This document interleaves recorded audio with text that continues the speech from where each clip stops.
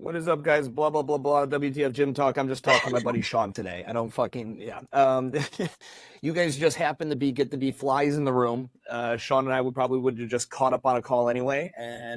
But this is it. So anyway, I was just talking, the year I have, and I haven't been able to disclose all of it. The brewery in my building, they came in under some financial hardship, and let's just take around the entire lease value is 3.6 million.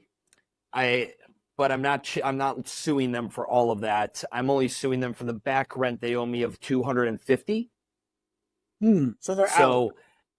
Oh, they're out. Oh, they're out. And I've got my lawsuit in, and I'm sure their San Antonio location landlord is going to get a lawsuit in.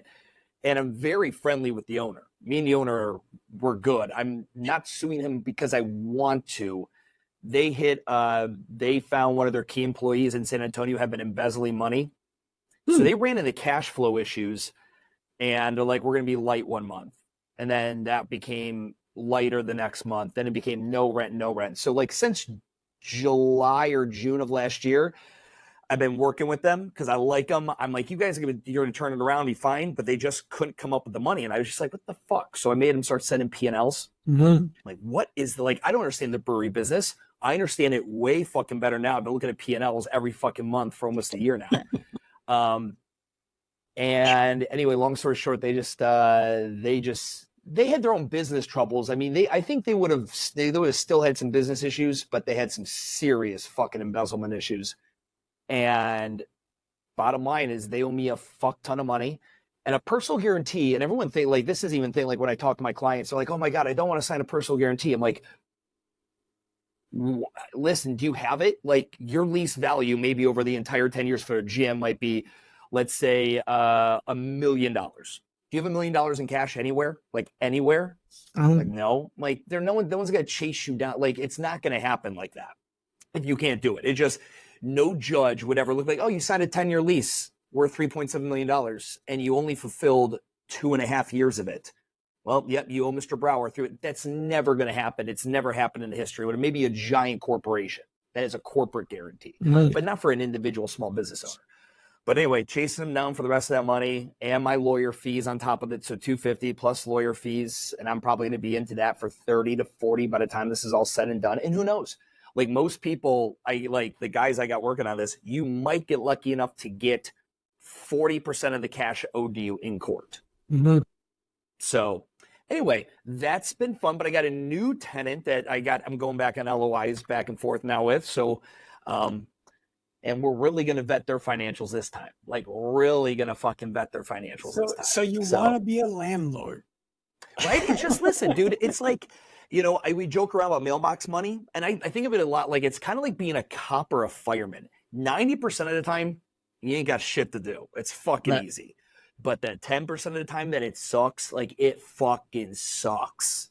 Sure. Like it sucks. You know that anybody who listens to this podcast is like dancing. It's the majority. Now. Yeah, maybe. I don't think it's the majority. You're more likable than you give yourself credit for. But someone right now is like, I fucking told you, retired, idiot. I'm just going to keep on earning my income and never do the things that you talk about. Okay, cool.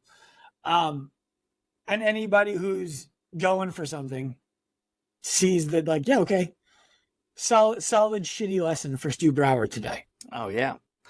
Big time. And it's, it's one of those things too, where you look back and you're like, oh, what could I have done on this? And could I have picked a better tenant? And could I have noticed red flags sooner or whatever? And, there's a ton of what ifs, but it's just like, hey, listen, everyone, there's no way the first time that I'm an investor and I'm not the tenant in there, the first time I do it, then I'm going to do it well. There's no fucking way. Right. Like I bet you I don't even do it great the second time. Like there's a high likelihood I don't do it great the second time either. But yeah, so like it's just been that, which has been you're back to like meeting every backwards ass fuck. Like I'll tell you this though, the one group that came through to look at the building that I really considered, gay nightclub, open 2 days a week. They've got a location that they just got kicked out of because the building got bought. They do like 700 gay dudes Friday night and Saturday night per night.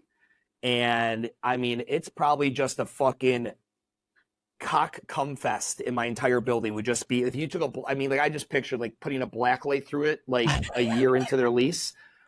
But listen, I don't care if you're gay as long as you pay, right? But I was like, gay nightclub, because it was a black-owned brewery that I had in there that went out of business, and then a gay nightclub. I would be Charlotte's most inclusive landlord.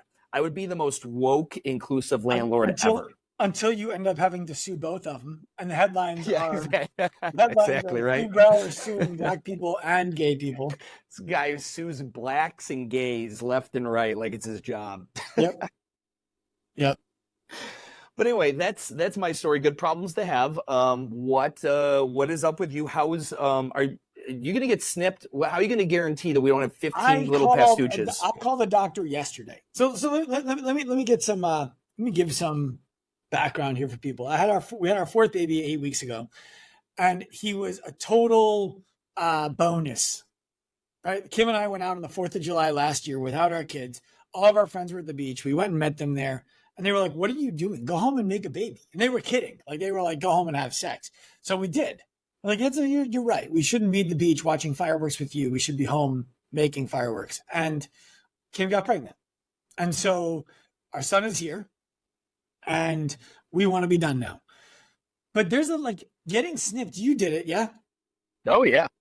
There's for me, I don't know what it is. It's like this moment of, there's like an identity switch there that I haven't fully embraced yet. So yesterday, I finally get myself all the way to calling the doctor's office to make an appointment. I sat on hold for 12 minutes. And I'm like, I'm not doing this right now. I don't have another 12 minutes to sit here. So I'm not. Yeah. Well, here's the deal though. It's about as far as elective surgeries go, it's the cheapest one. So I've had a hair transplant. I've had LASIK eye surgery. I've had a vasectomy. Vasectomy is the cheapest one, $1,500, whatever, in and out in an hour and a half, not 2 hours, whatever the fuck it is. And you can always reverse it. It's an easy reversal. And sometimes to 0.001% of unlucky fucks, hopefully I'm not that guy, it reverses on its own. I literally go and my fiance is great. She comes and she professionally assists. But I go and I jerk off in an office once a year to make sure those fuckers are all dead. I go in there and I make sure they're all dead.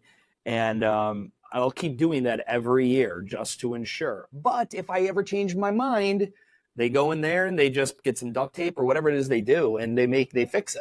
And they let her come with you? They do, 100%. Yeah. They have very specific rules. They're like, because they send you into the jerk off and there's nothing in there. There's not a TV. There's nothing. I mean, there's not magazines from the fucking 80s or anything. And they tell you can't use lube and you can't use saliva is what they say. Or it'll render it'll know. They're like, we'll know if you use saliva and it got on the specimen and all that stuff. So far, so good. So far, so good. We're able to work around that. Andrew Schultz talks about that in his life special. Oh, I just saw him. I just saw him here in Charlotte. Incredible. Yeah, it was incredible. Did you see it? So I saw him on the tail end of his prep tour. Okay. So he was prepping to go on the life tour, for stadiums, and he was doing small venues. And so he came to a venue on Long Island that sits 500 people. And that's cool. There. And it was awesome. He started the show off. This is September, I think, of last year. So pre-October 7th shit. And he goes, listen, we're going to make fun of everybody tonight. That's kind of the rules here. Except one group of people. It's like the Jews. You're getting off easy tonight. So if you're a Jew out there, give yourself a round of applause. So of course, I start clapping with all my other Jewish friends. And he's like, all right, lock the doors. You got to be better than that. It's like, round them up. That's fucking... I'm up here with a Hitler mustache and a Cuban haircut. And you just clap, look at me. Yep. So that was how the show started. The dude, he's a fucking monster. His racially charged jokes. I think it was him. It was something I saw the weirdest thing. He was talking to a black guy. I saw the weirdest thing today. I saw a black dude walking into a tanning salon. Isn't that weird? And the black guy's like, yeah, it's fucking weird. He's like, yeah, how's he gonna steal a tanning bed? Like, he's just one guy. Like, I was like, Yeah. I fucking love that. He's good, man. There's no boundary for him, which is nice. Yes, which I love. So how is you finally got your boy. You got by the way, I feel like a horrible friend for note. What did you name him? We named him Maddox. Maddox. Mm-hmm. Very cool. Very cool. What significance? Just like the name. If Cool. our first daughter was a boy, it would have been that. If our second daughter was a boy, it would have been that. If our third daughter was a boy, it would have been that. And so, Noted. Yep. It's been on the list for a minute. Yep. And Yep. this is the only place I've talked about it publicly. We don't usually give up our kids' names publicly. Yeah. Okay. How's how the girls handling having a younger Great. brother? They're great. Yep. They're great. They help. It's amazing. I felt it was weird when I had a girl. It was super weird because I was like, fucking, if you would have told me my life, I would be cleaning poop out of a vagina, like at that age, I'd be like, get the fuck out of here. But I also, now that I think about it, I'm like, man, it'd be weird if I had a boy. I'd be constantly looking at my kid's dick. And I'd be like judging him. I'd be looking at him and judging him and being like, I don't know, buddy. You might have gotten the Irish curse. I'll tell you what, you don't look at it very long because you're afraid it's going to piss on you. Oh yeah, that's probably true. It's like a fucking suit, like a squirt gun. It is just like a squirt gun. That's fucking funny. Mm-hmm. Well, that's awesome, man. So, now your wife is the four of that. So how does this change? Like from you guys? Well, you got good spacing because most of like in the summer when all three of them are off school and then you have the fourth. Is it just gonna be? Is your wife gonna just? We have camp. Go nuts. So we have camp. Okay, camps. Okay. So here's the thing, right? First things first, we built our lives in such a way that I no longer really have a job at Active Life, which is great, right? Like, I mean, I'm the figurehead. I'm out on the road talking about stuff. So I still have some travel. I have podcasts and stuff like this. And I still talk about the vision to the team. I'm available to anybody in our company, client, staff, or otherwise. But I don't really have a requirement to be anywhere at any time. And so that affords me the ability to say, okay, my success criteria for work is I'm home at 6 o'clock, making dinner and having it with the family without being on call for clients or staff. My wife doesn't work anymore, and she was built to be a mom. Like, she is built to be a mom. And what's been interesting is my plan was we had the baby on St. Patrick's Day, which was a Sunday. My plan was take off Monday, go back to work on Tuesday. I actually, oddly enough, felt an attachment to this kid that I didn't want to go back to work on Tuesday, which has never happened before. And I love my daughters. I don't think it's a son thing. I think it's a place in life thing. And so I did very light work. I'm like, hey, call me if you need me. Nobody called me. And so after like 2 weeks, I was like, all these things that I was busy doing during the day, I don't need to be doing them. I don't know why I was doing them at all. And so I've removed myself even more from the business day to day. And I'm able to work on bigger thought stuff, right? So now, for example, people are flying back out to see us. We stopped doing that for 4.5 years. No, 6 years. People are now flying back out to get evaluated for treatment. For it's not treatment anymore. It's evaluation and program design from the RX. Got it. Okay. Yep. But people are flying back out for that. Coaches are flying in to see what we're doing at the flagship. And we have a structured curriculum around that. I'm able to go network with really influential people who then fly out to come and see it.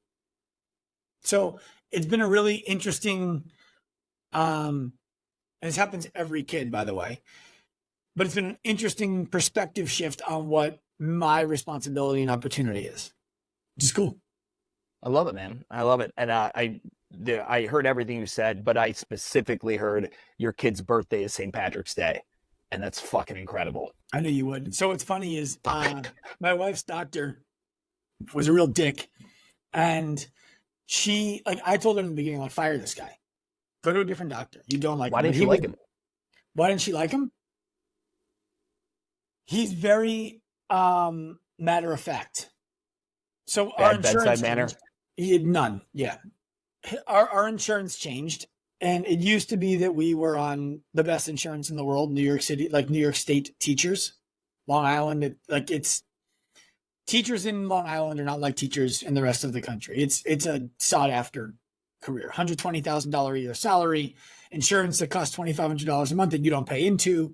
Like really, really, really nice. So when she retired, it was really awesome. And we had insurance that took us to one doctor. That insurance is gone, so now we got to find a new doctor. Fine, we find this new doctor. He's the chief of the department at the hospital we're going to deliver at. So she's like, great, let's go to him. Terrible bedside manner.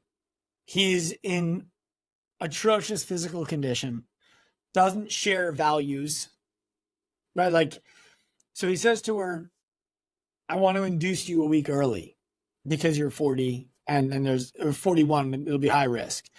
She's like, okay, like, I don't know if I want to do that. Let me ask around. You don't trust me? She's like, it's not that I don't trust you. Like it was immediately adversarial, right? So then I was in Las Vegas on a Monday, Tuesday to speak at a conference. And on Friday, she went in for an evaluation the week before the baby was due. And he did a sweep. Like, I don't know, people who don't know anything about childbirth, like he put his fingers in there and felt around and whatever. And he was more aggressive than she wanted him to be. And it induced like cramping and bleeding and things of this nature that lead to pregnancy, like lead to delivery. So she came in again and he wanted to do it again, like the next week. She's like, I don't actually want you to do this. Like you did it last time. It was a little more aggressive. My husband was away. I was really nervous about it. And he goes, well, if I can't do it, I'm not inducing you on Saturday. And she's like, wait, I thought like my kid's life was on the line. You're going to play tit for tat and not do the exam because I'm not going to come in when you want me to? Like, I won't let you put your fingers in my vagina today. You're not going to deliver the baby. And also prior to that, he said, I want you to come in on Saturday. And she was like, no, if we're inducing, we're doing it on Sunday. I want a cool birthday for my kid. St. Patrick's Day, not the day before. So that's where this story comes from. She ends up firing the doctor the week before delivery, and we just rolled the dice and took whoever was on call at the hospital. And she ended up being awesome. Hell yeah. Well, good.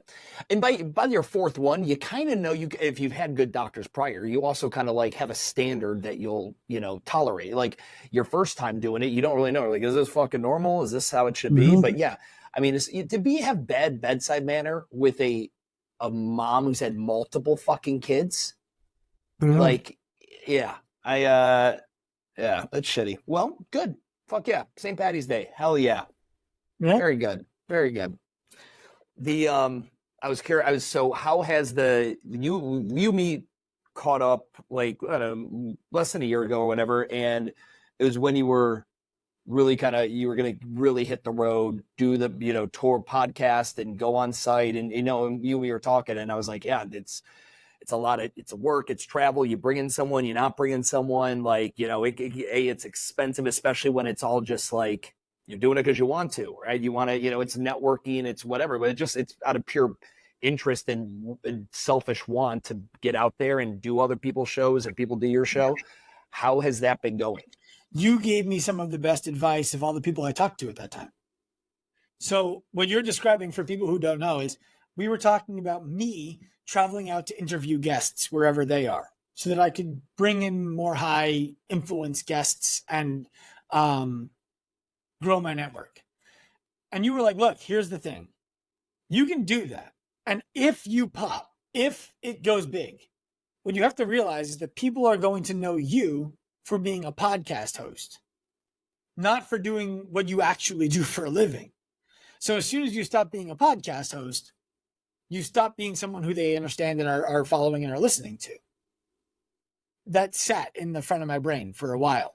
And so I decided not to travel and see people. And so now when I invite people to the podcast, I'm like, hey, it's typically better when people fly into studio. And so now people are flying out and coming here. The other side of that is I am going to ramp up me going on other people's shows. So we're going to have about a 6-month lull here. and then I anticipate a big pop after that. Cool. Mhm. It's you're right on the podcast thing. It's if you get into the your identity becomes a podcast host, your relevancy is who's in the other chair. Yep. And the one thing I would suggest that I if I give you more advice on that today or anyone listening to this, it's like if you want to get into that and you like the idea of going around, but you don't want to get pigeonholed into that role, you want to make these conversations to the point that whoever watching it, other than the handle that it's on or whatever, has no idea who the host is. If it's truly a conversation and it's not like there's not an active light thing in the background, it's in a generic, ambiguous setting, you kind of want it to be like it truly just sounds like a conversation. It doesn't really sound like a host of anything, right? It's not really interviewing. It's more just two people conversating. It's equal questions and answers back and forth and back and forth. Mhm. And then that allows the ambiguity of, oh, well, his value isn't, of just, asking the questions. And it's great. Like the Diary of the CEO guy. I've never heard of that dude. I think you probably recommended him to me, and I've listened to a couple of the people he's had on there. I listened to who's the fucking nerdy Russian Jew, Lex Friedman. Yeah. Wears a suit. He had Mark Cuban on. I like that one, and I listened to that. And but yeah, it's the podcast is cool. So talk to me about were you bringing Cleary out on these? I didn't end up doing them. So you didn't end up going on any of those. So yeah, I guess you're right. Now that I think about it, I guess most of them I've seen have been shot in your studio. I guess, well, you were on Bell's. I know you did like a couple on the West Coast early on. Yeah. Me being a guest, I'll still fly to go do a good podcast. But the only one I ever flew to do was Steve Weatherford, where I was the host. And I flew to do Steve Weatherford because I was already going to be in Austin for an event the same week. And Steve and I have been friends since 2016. No, 2018. So I was like, I'm going to go see a buddy. I'm going to interview him about how his life has changed while I'm there. And then I'm going to an event 2 hours away. So it wasn't like you double dipped the trip. Exactly. Yep. But I'm flying to Virginia tomorrow to be on a podcast. So for the right show with the right host, I'll fly out and do it in person for sure. Yeah. And these are fun. And like people don't understand the economics. I'm sure there are some people who will get paid to do all that, like get paid to come and be on the show and stuff like that. But for most people, especially in our industry, it's a relatively tight little niche for the most part. Most people are just generally cool. As long as it queues up with both people's schedules and you got, there's both probably concessions on each side with timing and this and that. It's a lot of fun. My goal, I did last year. So I fly American Airlines on everything because that's a hub for Charlotte. I did 33 legs last year. There's 33 flights last year. And then this year, business-wise, it'll probably be down to like 10 to 12. And it's a nice change of pace because it was after 2020 and everything cooled off. I feel like I hit the ground running on the travel a little too hard. I'd come back from some of those 5 to 6 day trips where I'm cramming, multiple cities all within there. Oh, fuck. It's heavy. The travel stuff will get you. For sure. The hardest thing for me is the guilt of feeling like I'm leaving my wife home with 4 kids now. Yeah. And I'll get over that. But what was I going to say about the travel thing? It doesn't matter. It couldn't be that important. Oh, the paid stuff. So I recently had to call over to Gabrielle Lyon because I know, I've been friends with her also for a long time. And I know that there was a time in her career where she wanted to be able to be on certain shows, on certain stages, and people were like, I don't know. And now that she's written a best-selling book and she's exploding, everybody wants her on. As they should. She's always been a stud. So I was like, hey, have you ever seen the movie Billy Madison? She's like, yeah, why? I said, the scene where Steve Buscemi is about to shoot Adam Sandler and then instead he doesn't and he puts the lipstick on? So yeah, I kind of feel like I have a Steve Buscemi list of podcasts that I've wanted to go on who I know I would bring value to both them and their audience, who have told me no for reasons that I know are bullshit, but really have to do with my Instagram following isn't big enough for them.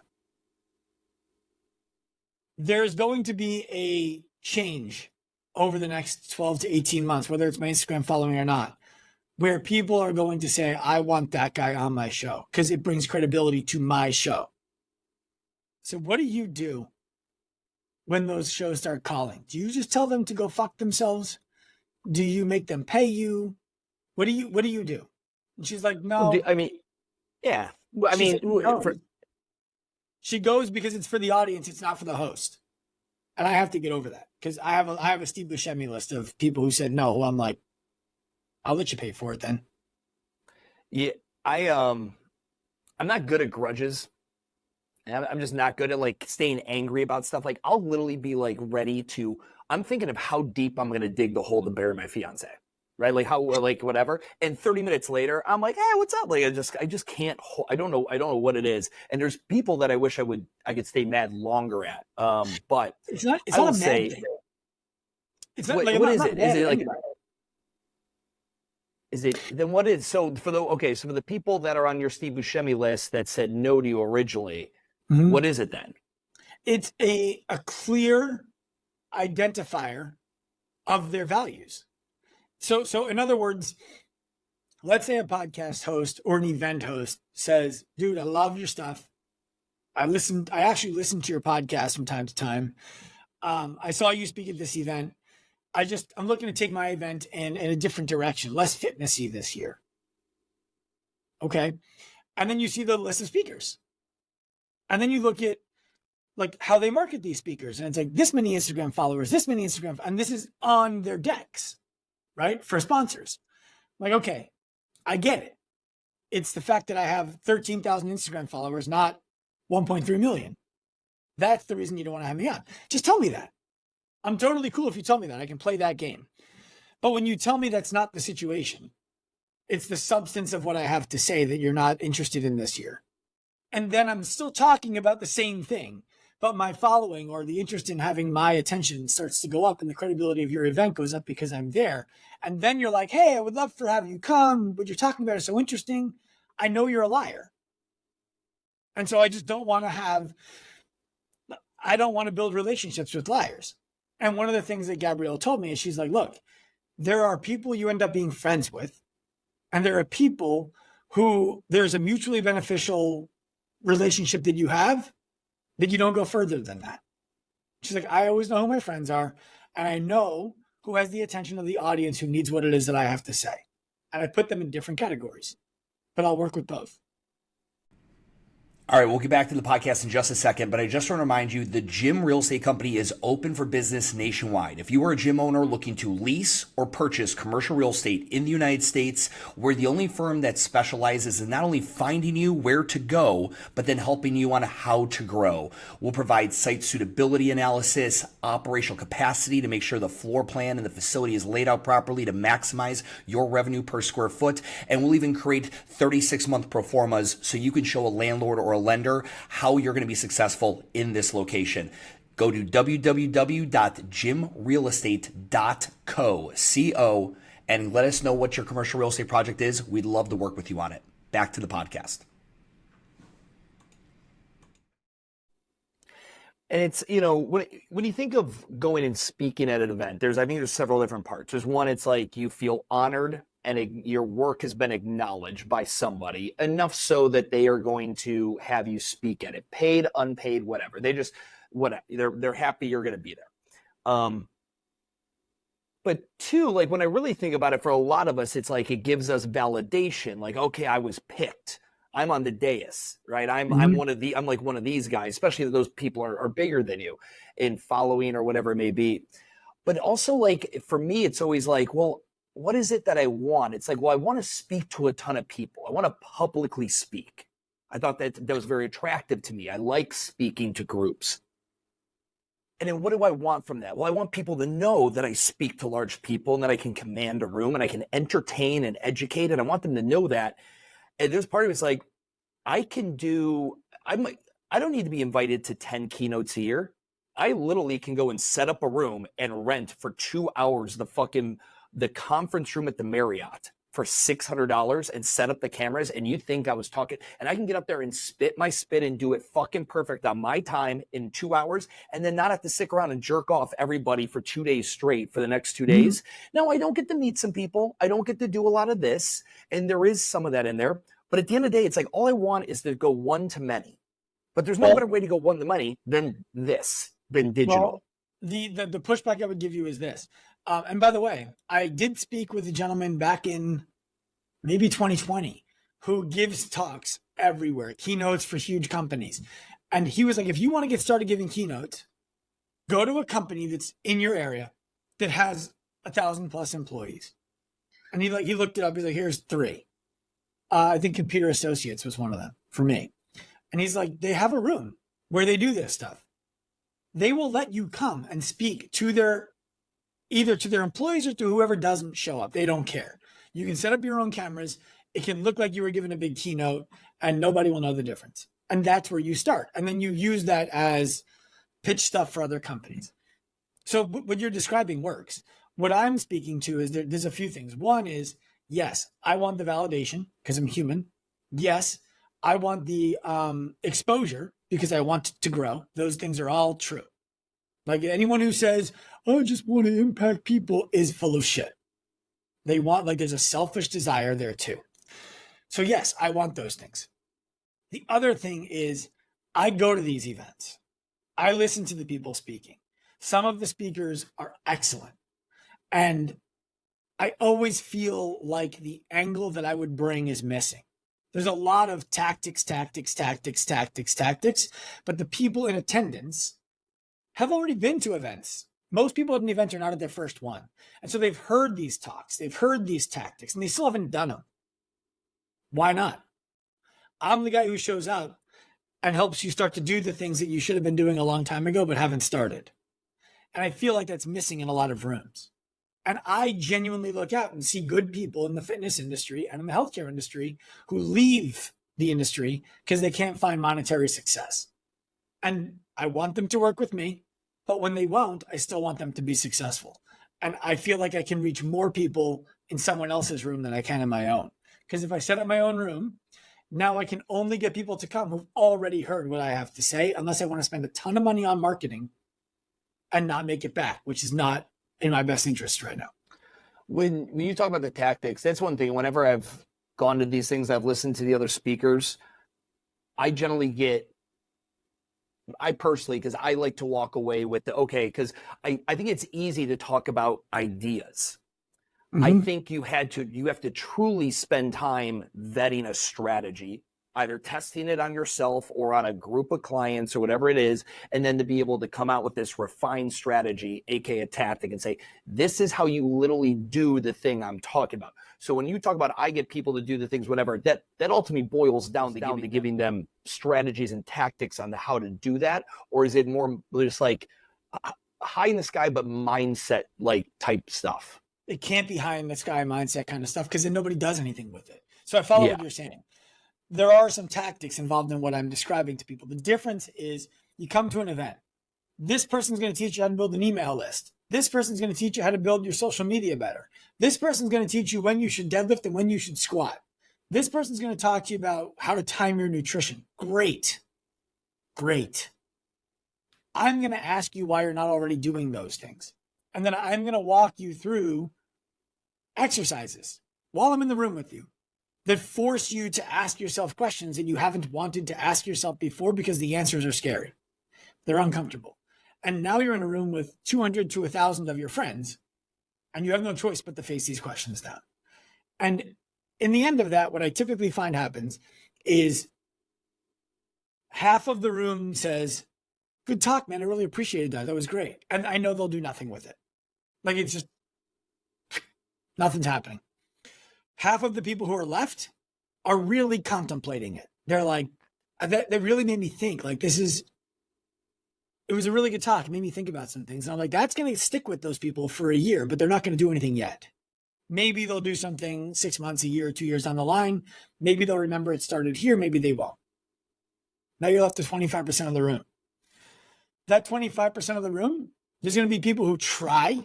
Maybe half of them try. but don't actually go all the way in. So now we have 12.5% left. Of the half who are left, the 12.5% who are left, I think you're looking at half to a quarter of them going all the way into the things I asked them to do and living completely different lives on the other side. I'm there for that 5% of the room who's going to legitimately change everything by changing one thing. Do you feel that people that go to these events, so I said no to a few this year, but I'll be honest, like there's some that when I go to these things, I sometimes look at everyone that's there and I see very familiar faces. You were at this one. I've seen you on Instagram go to something else like this, whatever.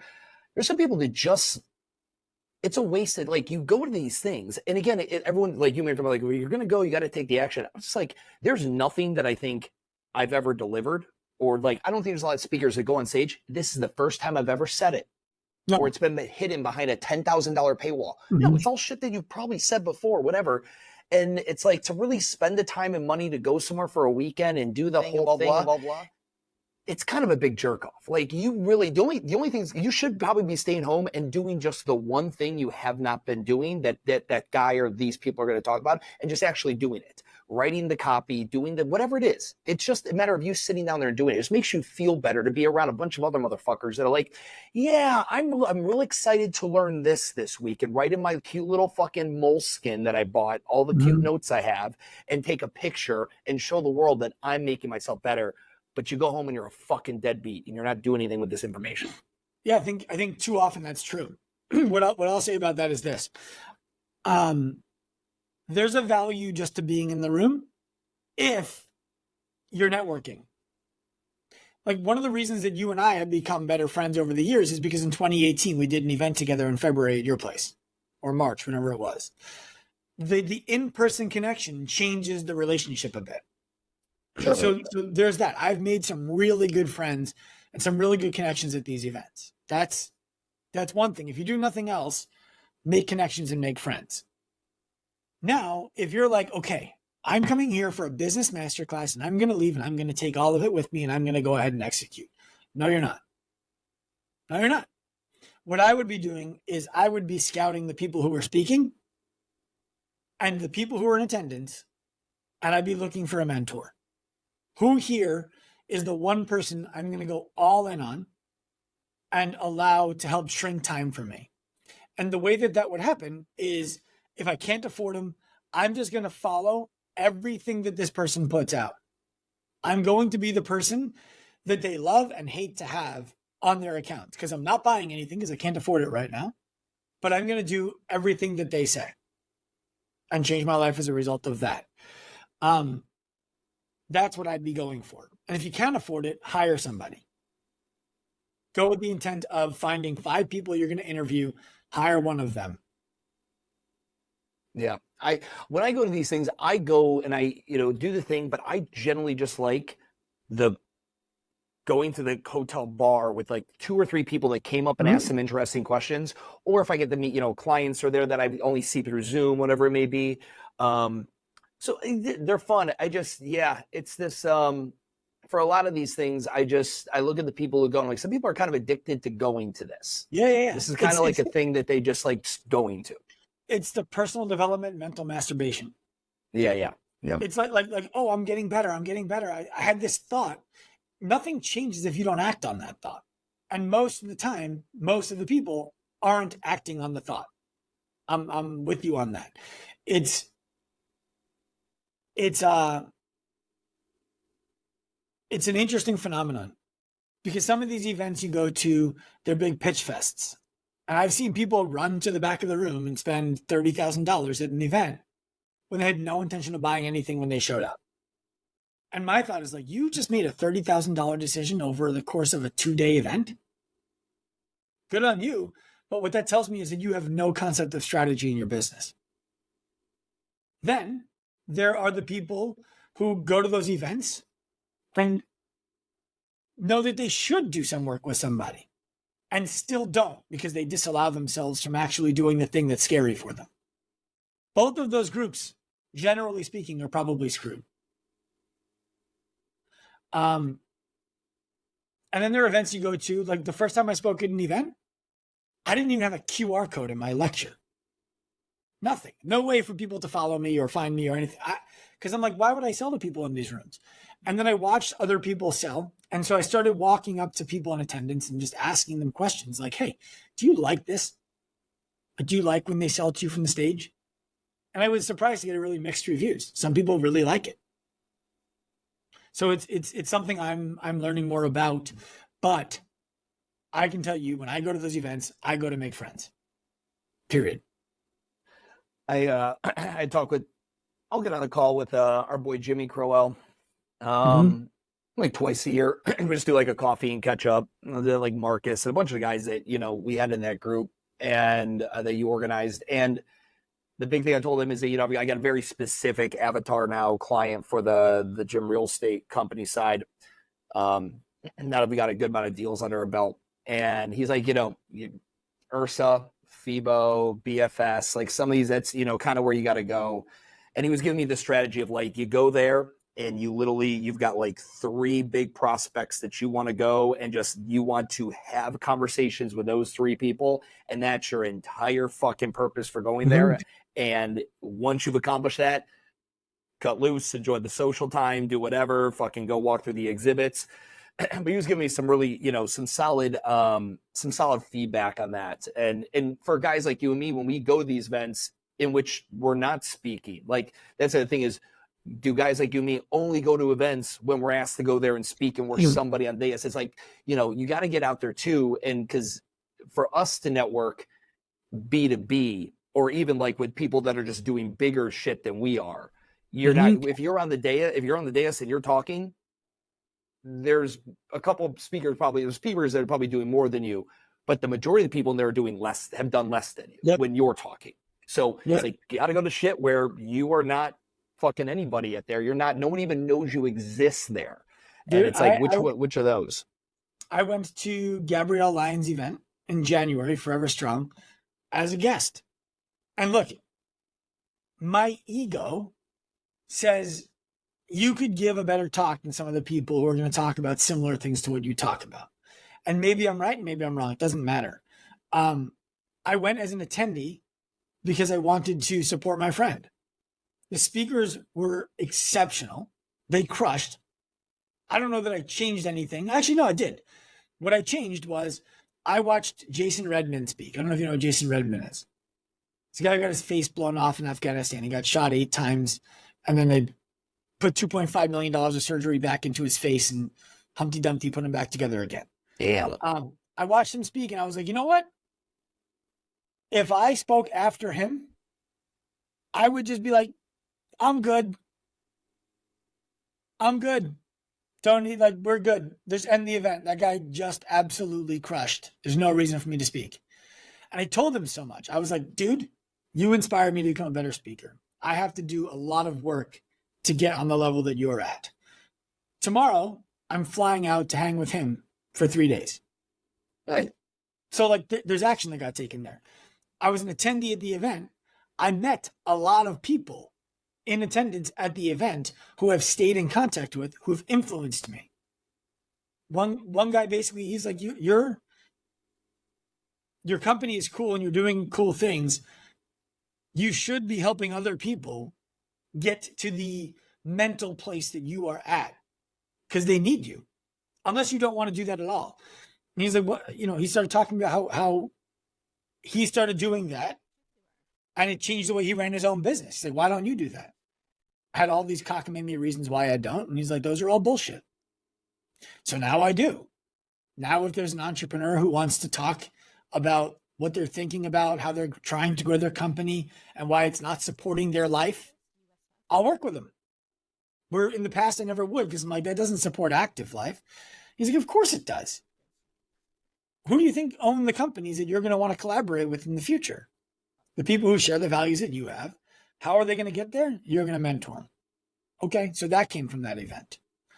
I'm partnering with a woman named Jill Bunny.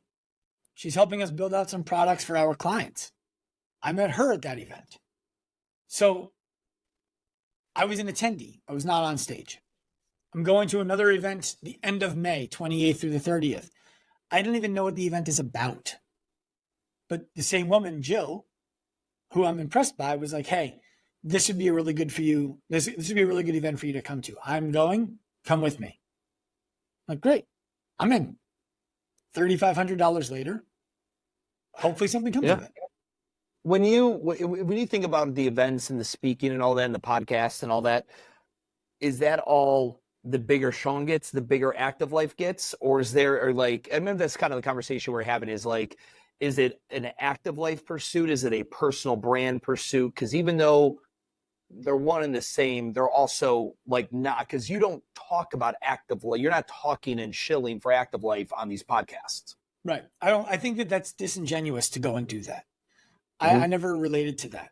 And I can't watch his content so much anymore because it's just it's a lot of energy. But like Gary Vee is a person I think of when I think about this, right? Nobody hires VaynerMedia because they saw an ad for VaynerMedia. They're calling VaynerMedia because they saw Gary. And they were like, if this guy runs the company, I can't imagine that they wouldn't be successful helping me. I want to do the same thing for Active Life via me. So the more you're not inherently B2B though with Active Life, right? Sure.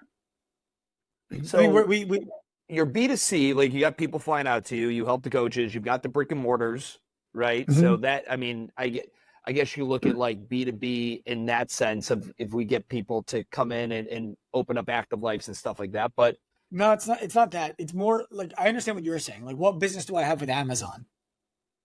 Right? Like, sure. Why would Pepsi work with Active Life? That's what you're describing. Or like Gabrielle Lyons. Let's just like stick with someone like what does she do with Active? What is your awareness and knowing a Gabrielle Lyons or someone like her? How does that help Active Life? Great. So there's a lot of crossover. So let's take Gabrielle as a very specific example. Every one of her patients who she says, you need to start an exercise routine, who says, I don't know what to do because my back is bothering me, should be coming to us. Every one of them. But us is just, when you say us, you mean at Long Beach? No, I mean, they can fly to us in Long Beach. We can fly to them wherever they are. They can work with us online. Got it. Okay. I don't expect people to move to Long Beach. Again, okay, so is the location still part of the growth of locations? That's still part of the plan? The growth of locations will happen as a result of too much demand and not enough supply. We've pivoted on the strategy of trying to get to as many locations as possible. The strategy is now develop as many ALPs as possible. That's the coach we develop over the course of a year.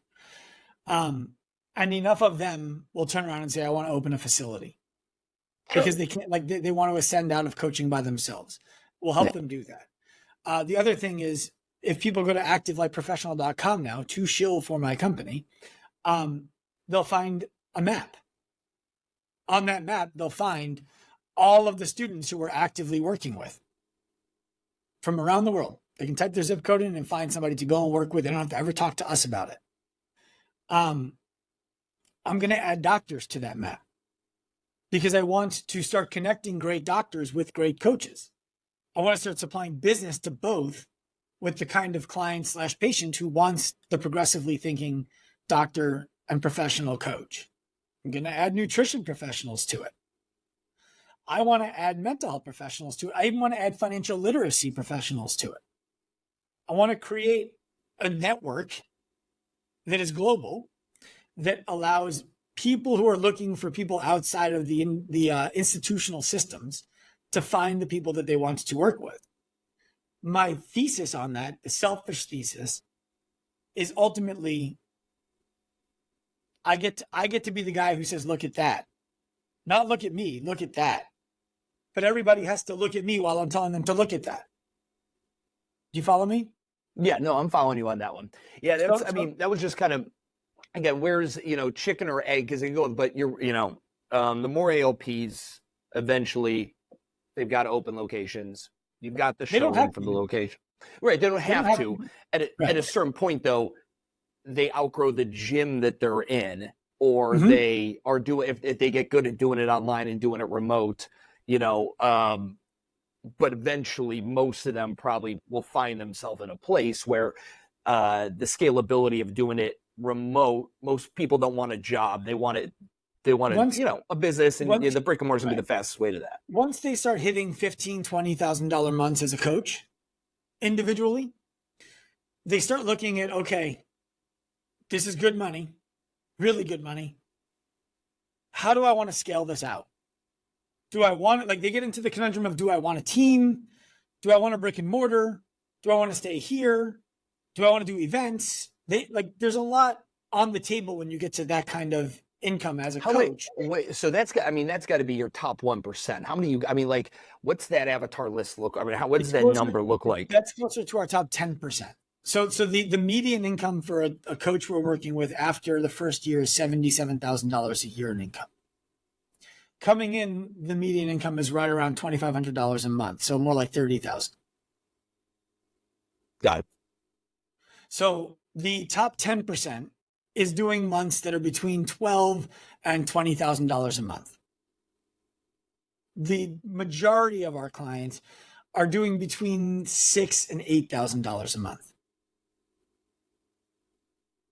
And then we have we have people who don't make more than $4,000 a month. But that's the minority. Some of them don't want to make more money. That's not what they got into it for. Yeah. Which doesn't register with me, but that's their prerogative. So my thesis is, yes, the reason to partner with other businesses like a Gabrielle Lyon is she knows doctors. I need doctors. Doctors will validate the work that we're doing when they partner with the clients that we have from around the country. When doctors are talking about, you got to find an active life professional, it's easier to sell ALP. That's the long play. The short play is, Gabrielle, refer me the people who need exercise who have complicated cases. Okay? And she has. The short play is, who are podcasts that you've been on who you think are looking for a guest like me? Would you make an introduction? And she has. She's a great friend. That's the reason that's not the reason to make friends. That's the result of having friends. How about that? I enjoyed your combo on playing guilty with Brandon. That was a good combo. Yeah. Thank you. I thought that was good. I got a DM today from Sally that we got. I think we're tied. I think I'm set up with Jason. So Jason. So I appreciate that introduction. Yeah. Dude, yeah. I'm familiar with the name of the firm. I was unfamiliar with his niche as well, and so I appreciate that. I got to go down a fun rabbit hole and watch his stuff. And whenever I get an intro with somebody that I'm like, okay, I'm interested. I go to the first video. I go to YouTube and I go to oldest video first. I look at like the first bit of it. I want to see the come up. And he was grinding, dude. When he was still a broker, he was fucking vlogging while he was doing the broker shit. I love that stuff. We talked about that on the podcast. So Jason Ciano, owner of Sabre Realty and Sabre Consultants, or Sabre Advisory Group, another guy I met at Gabrielle's event. Very cool. Right. So I don't meet that guy. I don't even know he's on Long Island, 25 minutes away from me. If I don't go to Austin to meet him. Yep. And now networking's real. It is. And the thing that I think people discount about the networking is, now I know that guy's watching my content. I can't be a schmuck. I want him to respect me. So it up-levels my content. Yep. No, the networking thing's real. And the one thing I found that's really, like, again, everyone's able to, there's a lot of people like, I want to network. I want to get to know more people, blah, blah, blah. I can't afford to fly and do the thing. There is, again, completely free ways for you to still do this, just in the DM and just in the whatever. Like, it's super simple. I like the amount of people that I've been networked with, like, because I saw that Jim commented on a post and I was like, oh, DM Jim, you know that guy? Is he cool? Can I get an intro? Like, you and me have no problem asking for things, right? Like, hey, can I get this? Okay, whatever. I think it's mainly because that's the salesman in us that no isn't like, there's never a fear of no. And number two, we're asking someone who we know probably has their own self-interest in seeing other people succeed and making connections. And when you get to a certain level of the game, the best people are connectors. You're a connector. Eric Malzone is a connector. Jim's a connector. A lot of guys that I consider in my system, my ecosystem, are great connectors. Well, you just said the mouthful, right? So if the most valuable person in the room is the best connector, why wouldn't I want somebody to ask me to connect them to somebody? Of course I want that ask. I want that relationship capital deposited into our bank account. Yep. When I'm like, hey, I can make an introduction for you to the guy doing at scale that nobody else has ever done, the stuff that you are now doing also. And he's open-minded and abundance-minded enough to meet and talk with you. That's a huge introduction. Yep. Now, the other side of it is if you were a schmuck I didn't love, I couldn't make that recommendation. I couldn't make that introduction. And so part of our responsibility as being connectors is to also protect the people we're making connections with. 1,000%. 1,000%. Yeah. There's people that be like, hey, can you introduce me to? And it's, well, what are you looking to do? It's a sticky thing because I remember right after I got done with Marcus to say, I got no less than maybe 10 DMs over the course of like 8 weeks from that episode releasing. Hey, and they're other gym owners I know from the world, like maybe not clients or whatever, but like, dude, I've been really wanting to like learn more. If he'd be willing to let me, could I like, and I'm like, I can't do that. I'm like, you know what would work better? You send him a DM, you go to his website and fill it out, whatever, because that's not a connection. You have an inquiry of something from a business perspective, right? You're literally have this very specific interest. That's not the connection I'm looking to make. I want to find a connection I think is mutually beneficial for both. And I have no problem saying to someone like, you don't have, like, there's nothing here, even in the connection value that you've presented to me that would be beneficial to the other party. You're just right. What can they, I want to get something from them. I want something from them, that kind of thing. So, yeah. And if someone thought like, you were the one like, dude, Jason? I was like, I don't fucking Jason. You spelled it with a Y. You spelled it wrong, you idiot. Like, I'm like, what is this guy fucking talking about? And I'm like, oh, no. Like, again, you instantly start thinking of when you make a new friend or a new colleague, you're like, who else would fucking mesh with that person? And, but yeah, no, that is definitely one, besides your incredible hair, is one of your strongest traits, my friend, is being a connector. Thank you. Well, the other side of that is if I'm not thinking like that, then you end up seeing this guy on my podcast. And you're like, Sean's interviewing a real estate guy? And now you have to start asking yourself the questions of, and you wouldn't because you have the abundance mindset. You're not thinking like, oh, there's only one real estate guy in the world. But you start asking yourself, there's only one ginger real estate guy. There's only one. Yeah, the odds that there's two gingers too. But you start asking yourself, like, I thought I was this real estate guy potentially, right? And so, why is he having this guy on? And I'm not saying you would, but then but then you could also get to the point that you're like, dude, I would love to meet that guy. Could you introduce me with him? Why wasn't I already thinking of that? I'm a better friend if I'm always thinking about what my friends need and how I can help them get it more easily. Sure. 100%. And that, what you mentioned there, that is, a lot of people have that, man. It's that case of the bitch assness where just somebody getting a thing or doing a thing somehow takes away or impacts or makes you from getting a thing further away. It's crazy. It's crazy. But dude, listen, hey, congrats on the kid. I'm pumped for you there. I'm glad you're traveling more. You said you're doing Virginia. Where else you got on the map for this year? I have Virginia coming up this week. Then I'm heading to Austin at the end of this month. Then I'm heading to, after that, I have a bit of a break. I'll have a California trip in the middle, Toronto, and Phoenix. Those are the ones that are on the schedule. Nice. But I anticipate more.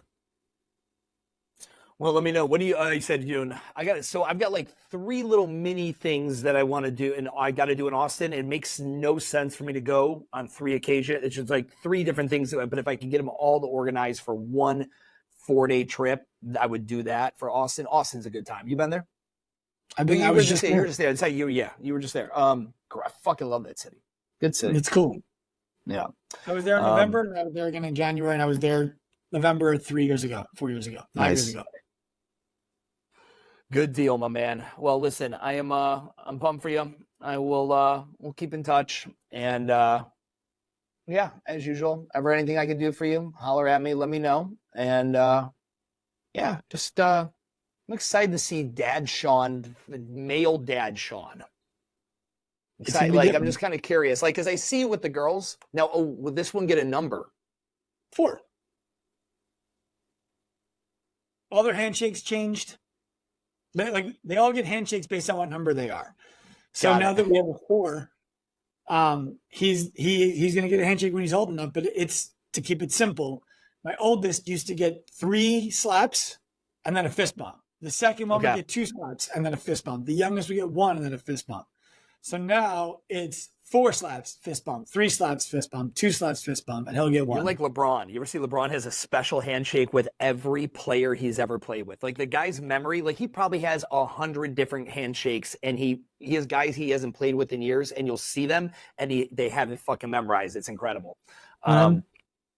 All righty, homie. This is cool. I appreciate you taking the time to catch up. Glad to hear everything's going well, and yeah, we'll talk soon, bud.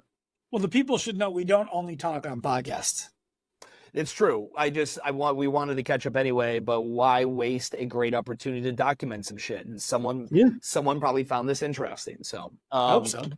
Yeah, man. Well, good deal, dude. I'm going to I've got the rest of the day to take off. My fiance leaves for a bachelorette party for their the next like 5 days. So I am I'm eloping in Ireland in August. I tell you that. You didn't tell me you were eloping in August, but congratulations. Yeah. I knew you were engaged. Yeah. So I'm gonna go knock that out, do good like 15 days, and then kick over to London for like 5 or so days, and then make our way back over here. And just hang out, fuck off, have a good time. That sounds like fun. So, yep. All right, homie. I love you. I'll talk to you soon. All right. Peace.